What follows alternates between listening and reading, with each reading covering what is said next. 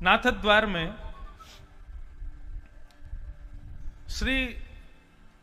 श्रीमद वल्लभाचार्य जी महाराज के अर्चक ठाकुर जी बैठे हैं। केवल मेरे अंगूठे के बराबर के लड्डू गोपाल हैं, कितने हजार वर्ष पुराने हैं कोई पता नहीं। उनको कहा जाता नवनीत प्रिया। नवनीत प्रिय यानी कि नवनीत कहते हैं मक्खन को, प्रिय यानी प्रेम करने वाला, मक्खन का प्रेमी, नवनीत प्रिय। तो श्रीनाथ जी का मंदिर है, श्रीनाथ जी के ठीक बगल में ही नवनीत प्रिया जी, इतने से छोटे से ठाकुर जी बैठे। श्रीनाथ जी को यदि 10 रोटियों का भोग आता है तो नवनीत प्रिया जी को 20 रोटी आती है।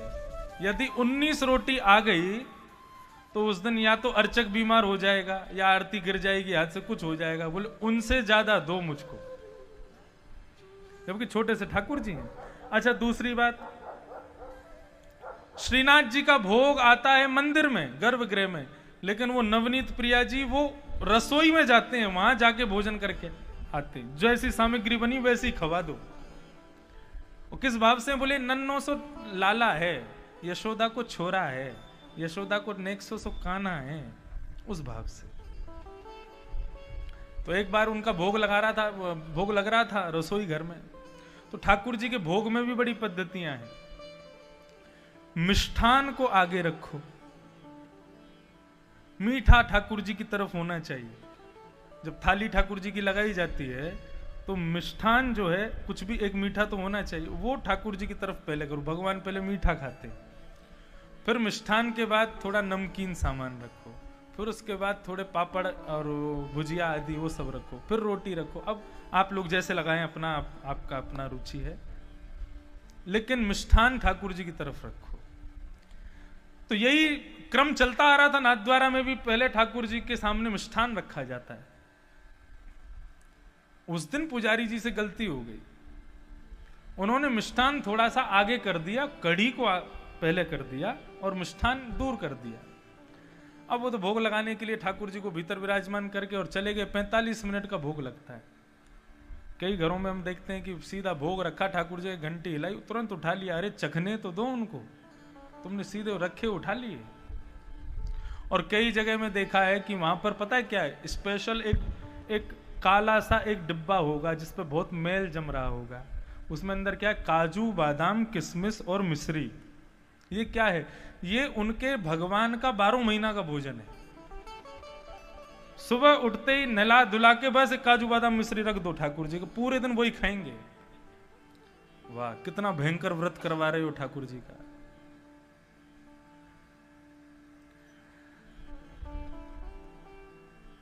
तो ऐसा करके वो पुजारी जी चले गए, वो ठाकुर जी भोग लगा रहे थे। अब 45 मिनट भोग लगता है। 45 मिनट के बाद जैसे ही पुजारी जी भीतर आए तो नवनीत प्रिया जी अपने सिंहासन से गायब, छोटे से ठाकुर जी। अब तो वो खोजे, पूरे नाथद्वारा में हल्ला मच गया, नवनीत प्रिया जी चले गए, नवनीत प्रिया जी चले गए। पूरा मंदिर इकट्ठा हो गया। बर्तन उठा के देखें कहाँ हैं, कहाँ चले गए, नन्हे से ठाकुर जी कहाँ गिर गए। सबने कहा भैया एक काम करो, जितनी सब्जी सामग्री सबको छानो, इनमें तो नहीं पड़े कहीं। अच्छा, हमारी तरह थाली नहीं लगती है ठाकुर जी की। एक और पद्धति, खाली थाली रख दो ठाकुर जी के पास और सारी सामग्रियां रख दो ठाकुर जी के सामने। अब ठाकुर जी स्वयं ले लेंगे, जो उनकी इच्छा होगी अपने आप पा लेंगे। ऐसा भी कहीं कहीं नियम होता है। तो बड़े बड़े बर्तन रखे थे सामने, कड़ी रखी है, दाल रखी है, सब्जी रखी है, सब रखा। सबको उलट उलट करके खोजें ठाकुर जी कहाँ हैं। तो सबसे आगे कढ़ी का जो रखा था सिंहासन के पास, उसको जैसे ही छाना, उसमें नवनीत प्रिया जी निकल आए। तो पुजारी जी को लगा कि ठाकुर जी को कढ़ी इतनी पसंद है कि खाई नहीं है, उसमें कूद ही गए हैं। तो इसका मतलब आज से ठाकुर जी को कढ़ी का भोग सबसे ज्यादा लगाया जाएगा। अब तो ये स्थिति हो गई, नाथद्वारा में 12 महीना कढ़ी बनने लगी। कढ़ी बन रही है, कढ़ी खवाए जा रहे हैं। बोले ठाकुर जी कूद गए उसको खाने के लिए, तो वो खिलाएंगे। पुजारी जी एक दिन रात्रि सोए थे, ठाकुर जी रोने लगे स्वप्न में आके। पुजारी उठ गए, जय जय, मुझसे कोई अपराध हो गया, आप रुदन क्यों कर रहे हो? बोले हमारो इतने दिना पहले आपने भोग लगाए हो? बोले हाँ। भोग में मिष्ठान मोसों दूर कर दियो? आगे कड़ी पधरा दे। बोले हाँ कड़ी पधराई, आपको तो कड़ी प्रिय है। बोले कड़ी प्रिय, कहां से प्रिय कड़ी मोकू? बोले अरे आप वह कड़ी में कूद गए। बोले मैं कड़ी में कूदा नहीं था, मैं तो मिष्ठान लेने के लिए जा रहा था, कड़ी बीच में आ गई, अब हम उसमें कूद गए, आपको लगा कि हमको कड़ी ज्यादा प्रिय है, और तब से आप हमको कड़ी कड़ी कड़ी कड़ी खवाए जा रहे हो। आज से 1 महीना तक अब कड़ी नहीं खिलाना, हमको केवल मीठा खिलाओ। ऐसे ठाकुर जी। ये क्या है? अब ना तो ठाकुर जी को आप देख पाओगे ना सुन पाओगे, लेकिन अनुभव होगा, और यही अनुभव, इसी को आनंद कहते हैं, यही भगवान है। ये अनुभव सबको हो, उसके लिए तो कथा है। गोवर्धन पूजा आती है तो गोवर्धन पूजा वाले दिन नाथद द्वार में 56 भोग लगाया जाता है। सबके यहां लगता है 56 भोग ठाकुर जी को पधराए जाते हैं। लेकिन इस बार मैं नाथद्वारा गया था अभी दिसंबर में, तब मुझे एक और 56 भोग मिल गया। 56 भोग साल में एक ही बार आता है। आप लोग नाथद्वारा कितने लोग गए हो? हाथ ऊपर करो। आप तो कथा में ही गए थे। हाँ तो नाथद्वारा श्री गोवर्धन नाथ प्रभु आज से 500 वर्ष पहले व्रत छोड़ के चले गए वहां पर। तो नाथद्वारा के जो श्रीनाथ जी हैं वहां पर साल भर में एक बार 56 भोग का भोग आता है ठाकुर जी को। किस दिन आता है? गोवर्धन पूजा वाले दिन, क्योंकि उस दिन सब ब्रजवासियों ने लगाया था 56 भोग।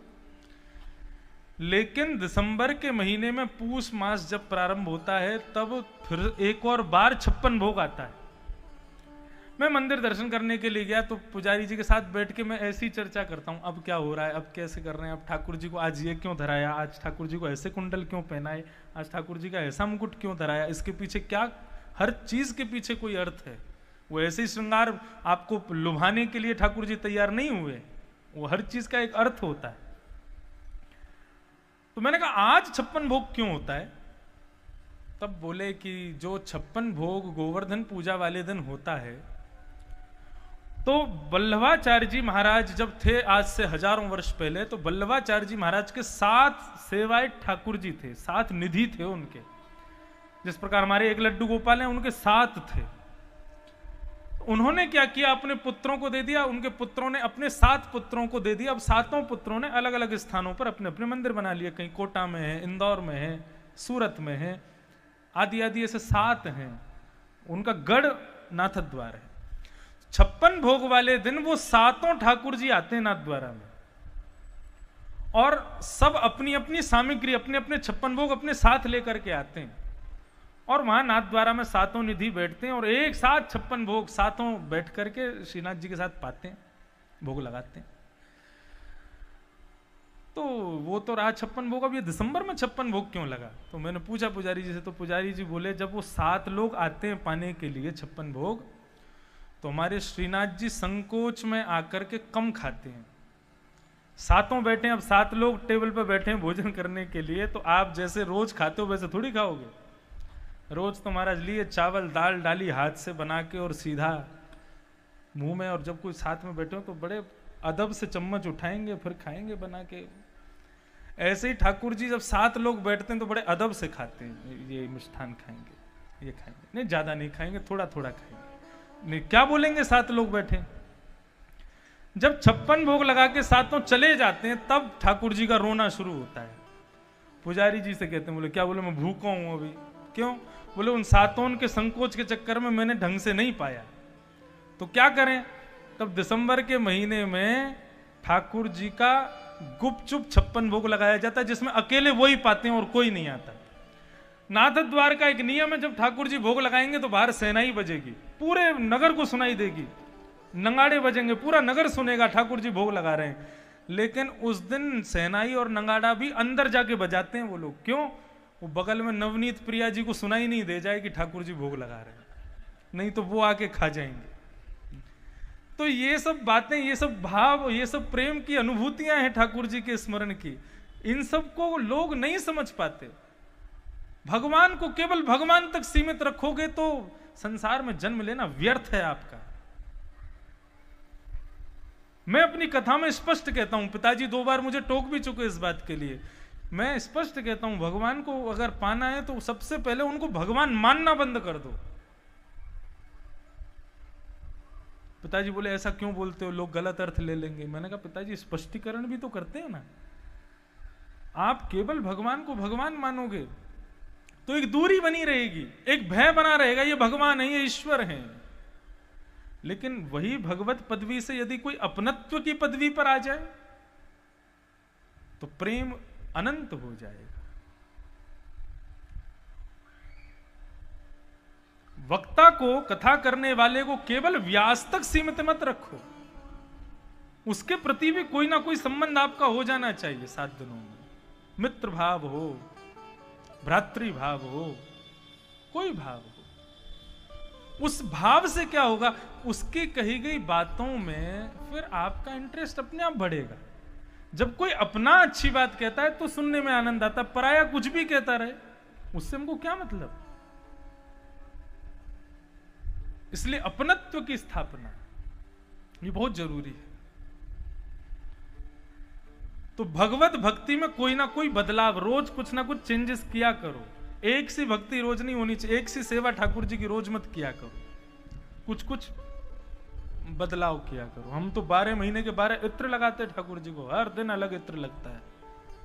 उनको थोड़ा सुख मिले, थोड़ा नवीनता आवे। तो भगवान ने कहा कि भैया सत्कर्म करो, कुछ विलक्षण करो, मतलब एक सी चीज मत करो, कुछ अलग करो। तब नारद जी महाराज मन में विचार करने लगे क्या किया जाए। तब वो सब जगह पूछते पूछते बद्रीनाथ पहुंचे और बद्रीनाथ में सनत कुमारों से जाकर के उन्होंने प्रार्थना की कि महाराज सत्कर्म किसे कहते हैं मुझे बताओ। तब सनत कुमारों ने 5 प्रकार के सत्कर्म बताए हैं, ध्यान से सुनिएगा। द्रव्य यज्ञ, तपो यज्ञ, योग यज्ञ तथा परे, स्वाध्याय यज्ञश्च ते तु कर्म विसूचका। 5 सत्कर्म। सत्कर्म यानी कि सत्कर्म किसे कहते हैं, जिससे सबका हित होवे उसको सत्कर्म कहते हैं। और एक बात कहें, अपना हित भी करना सत्कर्म होता है। जो व्यक्ति अपने शरीर का हित नहीं करता, जो व्यक्ति अपने शरीर को व्यसनों में ढाल देता है, जो अपने शरीर को दुनिया भर के भक्ष आदि खिला करके शरीर को बेकार करता है, ऐसे व्यक्ति को महापाप मिलता है और ये शरीर ही पाप देता है उसको। कैसे? हम लोग 84 लाख योनियों में भटकते रहते हैं, कभी छिपकली बनते हैं, कभी चींटी बनते हैं, कभी कुछ बनते हैं, कभी कुछ बनते हैं, कभी कुछ बनते हैं, और हर मृत्यु के बाद भगवान के सामने जाके कहते हैं एक बार इंसान बना के तो देखिए आप मुझे, मैं इतना भजन करूंगा कि दोबारा 84 लाखों में नहीं जाना पड़ेगा। तब भगवान कहते हैं ठीक है इस बार इंसान बना दे तुमको, बोले बनाओ। तब भगवान 5 तत्वों को बुलाते हैं, पृथ्वी, जल, तेज यानी अग्नि, वायु और आकाश। इन 5 तत्वों से भगवान फिर लोन लेते हैं, ऋण लेते हैं। क्या? अपना अपना थोड़ा थोड़ा तत्व दो। पृथ्वी अपना तत्व देती है, अग्नि अपना तत्व देती है, जल अपना तत्व देता है, वायु अपनी तत्व देती है, आकाश अपना तत्व देता है। इन सब से मिलाकर के भगवान आपको एक शरीर दे देते हैं। लेकिन आपको जब वो दी जाती है तो फिर भगवान उन 5 से पूछते हैं कि ये लोन तो हमने लिया, इसमें इंटरेस्ट क्या बैठेगा? भगवान कहते हैं, वो 5 कहते हैं प्रभु देखो इसको 100 वर्ष का समय मिलेगा, अब वो इसके ऊपर ये कितनी जल्दी चुका दे, लेकिन हमारी ये शर्त है कि हमने जो अपने 5 तत्व दिए हैं, इन 5 तत्वों को और पवित्र करके हमको वापस करेगा तो इसको वैकुंठ स्वर्ग की प्राप्ति होगी, नहीं तो इसको नरक जाना पड़ेगा। यदि हम 5 को अपवित्र कर दिया इसने, तो फिर हम 5 ही मिलकर के इसको नरक ले जाएंगे। मानव पृथ्वी पर आ गया, धीरे धीरे बड़ा होने लगा, बालकों के संग रहने लगा, कुसंगता में जाने लगा, बीड़ी पीने लगा, सिगरेट पीने लगा, गांजा पीने लगा, चरस पीने लगा। अब इतना ही नहीं महाराज, अब तो थोड़ी थोड़ी पी लेता है। अब पी ही नहीं रहे हैं तो इतने में क्या खा भी लो। मुर्गा की नार मरोड़ करके खा जाते हैं उसको। एक निर्दोष जानवर को जान से मार देते हैं। कई जगहों पर, कई स्थानों पर लोग सोचते हैं कि अंडा खाना पाप नहीं है, अंडा खाना जो है वो गलत नहीं होता। आपको बताएं हम, जिस प्रकार गर्भस्थ बालक की मृत्यु का शोक बहुत होता है ना, गर्भस्थ बालक को मरवा देना एक बहुत बड़ा अपराध होता है, पाप होता है, ऐसे अंडे में जो है वो एक गर्भस्थ बालक है। आपने उसको जन्म नहीं लेने दिया, उससे पहले खा गए उसको। इस प्रकार से दूषित भोजन करता है, कुसंगता का संग करता है। इस प्रकार जो अपना जीवन जीता है, पांचों तत्व उसके क्रोधित हो जाते हैं, बोले रुक जा, तू मर बेटा, तेरे को बताएंगे। फिर जब उसकी मृत्यु होती है और पांचों तत्व अपने तत्वों को लेने से स्वीकार नहीं करते, क्यों? क्योंकि दूषित कर दिए। तब भगवान से जाके कहते हैं, आपने जिम्मेवारी दी थी, आपने अपनी जिम्मेवारी पर कहा था कि इसको 5 तत्व दो, हमने दे दिया, और इसने क्या किया? तब भगवान कहते हैं कि अब तुम्हारे हवाले है ये, जो करना चाहो करो। तब 5 तत्व उसको नरक लेकर के जाते हैं, और नरक में जाकर के फिर यमराज जी से कहते हैं, इसने हमारे साथ हमारा लोन नहीं चुकाया, इसने सही ढंग से नहीं चुकाया, अब आप देख लीजिए। फिर यमराज उसको उल्टा सीधा जो भी करता है, यम के नरक के बहुत सारे गुण बताए गए। उन सब को करने के पश्चात फिर जब उसका दोबारा जन्म होता है, तो दोबारा जन्म लेता है तो एक पापी खानदान में ही जन्म लेता है, फिर दोबारा पाप करता है, फिर उल्टे सीधे काम करता है, फिर नरक जाता है। एक बार यदि आपने पंच तत्वों के साथ में खिलवाड़ किया तो एक नहीं अनेक जन्मांतरों तक आपको नरक जाने से कोई नहीं रोक सकता। इसलिए पंच तत्वों से बना हुआ ये शरीर है, इस शरीर को हमें वापस करना है। ये कोई फ्री में हमारा हमको मिल नहीं गया, ये लोन है हमारे पास में शरीर। इस लोन को सही ढंग से चुकाने के लिए कथा सुनो, तीर्थ यात्रा करवाओ इस शरीर को।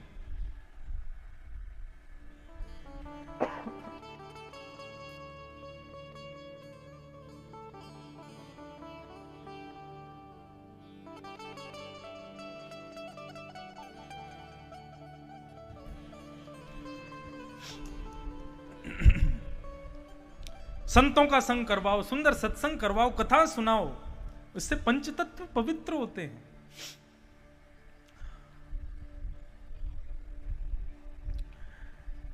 तो ये 5 यज्ञ, ये पंच सत्कर्म है। इसमें सबसे पहला सत्कर्म है कि स्वयं का कल्याण करो, स्वयं को ठीक करो, तब दूसरों का कल्याण करो। तो 5 प्रकार के सत्कर्म कौन कौन से हैं? पहला, द्रव्य यज्ञ। द्रव्य यज्ञ किसे कहते हैं? भगवत स्मरण में, भगवत भजन में जो धन का व्यय आप करते हो, तीर्थ यात्रा के लिए, वृंदावन जाने के लिए, किसी तीर्थ स्थान पर जाने के लिए जो व्यय आप करते हो, उसको द्रव्य यज्ञ कहते हैं। वो भी एक यज्ञ है, लेकिन वो सबसे निम्न क्वालिटी का यज्ञ है, सबसे छोटी क्वालिटी का यज्ञ है। उसके बाद क्या आता है? तप यज्ञ। तप यज्ञ किसे कहते हैं? तप यज्ञ का मतलब होता है अपने शरीर को अव्यवस्थाओं में ढालना ही तप यज्ञ है। हम एक आसन से बैठे हैं 4 घंटे से, सुख आसन, बीच बीच में पद्मासन ले लेते हैं, लेकिन 4 घंटे में ये आसन घुटने मुड़े ही रहेंगे। ये मुड़े रह करके घुटनों को बैठाना, ये भी एक तप है। एक आसन पर ज्यादा देर बैठना, उसका प्रयास कीजिए। आप कहेंगे पैरों में दर्द होता है। पैरों में दर्द कब होगा? जब कथा में मन नहीं लगेगा, तब दर्द होगा पैरों में। ऐसा नहीं हमारे पैरों में दर्द नहीं होता है, लेकिन पूरा ध्यान कथा में होता है, इसलिए पैरों का दर्द अनुभव नहीं होता। कितना भी कष्ट हो, कितना भी संकट हो, कितनी भी बड़ी चिंता हो, लेकिन कथा में जब मन लगता है तो फिर वो सब चीज स्मरण में नहीं रहती। ठीक उसी प्रकार तप यज्ञ किसे कहते हैं? अपने शरीर को थोड़ी अव्यवस्था दिलाओ, दे करके भगवत भजन करो, उसको कहते हैं तप यज्ञ। उसके ऊपर क्या आता है? द्रव्य यज्ञ, तप यज्ञ, और तत्पश्चात आता है स्वाध्याय यज्ञ। नहीं, सबसे पहला है द्रव्य यज्ञ, फिर तप यज्ञ, फिर योग यज्ञ। योग किसे कहते हैं? योग किसी प्राणायाम व्यायाम आदि इन सबको योग नहीं कहते, उसको भी योग कहते हैं। गीता के प्रत्येक अध्याय का नाम क्या? भक्ति योग, ज्ञान योग। योग वहां पे कोई भगवान प्राणायाम सिखा रहे हैं आपको, तो फिर योग क्यों कहा जाता है? योग का मतलब होता है मिलना, समन्वय, उसको योग कहा जाता है। अपने शरीर को स्वस्थता से मिलाना, उसको योग कहा जाता है। ऐसे अपने शरीर को भक्ति से मिलाना, वो भक्ति योग कहा जाता है। अपने शरीर को ज्ञान से मिलाना, वो ज्ञान योग कहा जाता है। कर्म से मिलाना, कर्म योग कहा जाता है। योग का मतलब मिलाना, मतलब अपने शरीर को सुंदर संतों से मिलवाओ, सत्संगियों से मिलवाओ।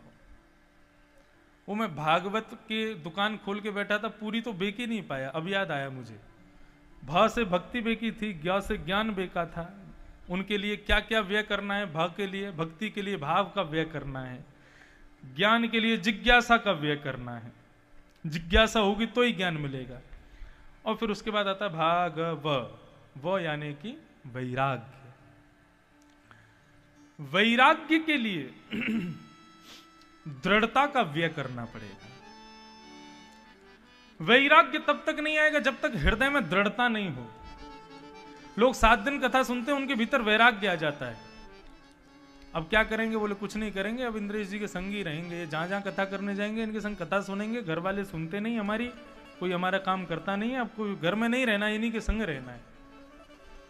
कितनी बार लोग कह देते हैं ऐसा, हमारे बच्चों की शादी हो जाएगी, हम आपके संग ही रहेंगे। ठीक है, आ जाना। फिर हम कहते हैं अब आ जाओ, बच्चों की शादी हो गई, अब बच्चे तो हो जाएं, उनको देख लें फिर आ जाएंगे। ये जीवन भर के सब नाटक हैं, कोई नहीं रहता। तो वैराग्य के लिए दृढ़ता चाहिए। दृढ़ता का व्यय करोगे तो वैराग्य मिलेगा। तो भक्ति, ज्ञान, वैराग्य, भ ग व और त के लिए क्या करना है? त्याग। त से त्याग। किसका त्याग कीजिए? किसको छोड़ना है? तजिए हरि विमुखन को संग। श्री सूरदास जी कहते हैं, जाके संग कुमति उपजत है, जाके संग कुमति उपजत पड़त भजन में भंग, पड़त भजन में भंग। जाके संग कुमति उपजत है, जिसके साथ रहने से बुद्धि हमारी वो सोचने लग जाए जो हमने कभी नहीं सोचा। जो दूषित भाव हमारे मन में कभी नहीं आया, वो जिसके संग रहने से आने लग जाए, उसको छोड़ दो।